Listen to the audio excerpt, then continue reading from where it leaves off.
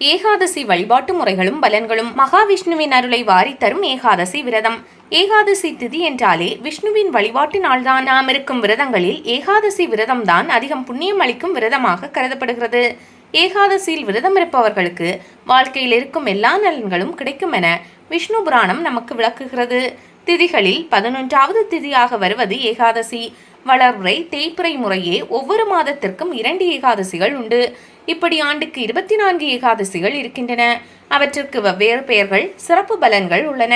அதிகாலையில் எழுந்து குளிர்ந்த நீரில் நீராடி விஷ்ணு பகவானை வழிபட வேண்டும். அன்றைய தினம் முழுவதும் விரதம் இருந்து மறுநாள் காலை பூஜை செய்த பின் விரதம் முடிக்க வேண்டும். விரதம் இருக்கும்போது திருமாலி நாமத்தை உச்சரிக்க வேண்டும். தேவையுள்ள எளியவர்களுக்கு உணவு, உடை போன்ற அத்தியாவசிய பொருட்களை தானம் செய்யலாம். ஏகாதசி அன்று பெருமாளுக்கு நெல்லிக்காய் நைவேத்தியம் வைத்து வழிபடலாம்.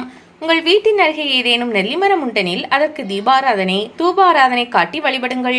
ஏகாதசி அன்று அதிகாலையில் எழுந்து குளித்து விரதத்தை துவங்க வேண்டும். விளக்கேற்றி பழங்கள், பூக்கள், பஞ்சாமிர்தத்தை கடவுளுக்கு படைத்து வழிபட வேண்டும்.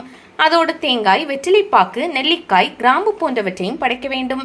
ஏகாதசி விரதம் இருப்பவர் அன்றைய தினத்தில் அரிசி உணவை எடுத்துக்கொள்ளக்கூடாது.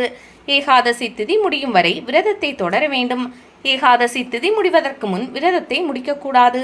ஏகாதசி விரதம் இருப்பவர்கள் தரையில் புதிய விரிப்புகள் விரித்துதான் படுக்க வேண்டும். மாமிசம், மதுபானங்கள், பூண்டு, வெங்காயம் போன்றவற்றை தவிர்க்க வேண்டும்.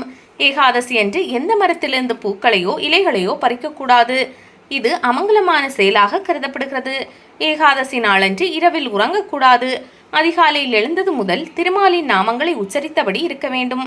முழு நாளும் உணவை எடுத்துக்கொள்ளக்கூடாது. பழங்களை மட்டும் எடுத்துக்கொள்ளலாம். உப்பை தவிர்க்க வேண்டும். மறுநாள் துவாதசி திதியில் யாராவது ஒருவருக்கு அன்னதானம் செய்த பிறகு விரதத்தை நிறைவு செய்ய வேண்டும்.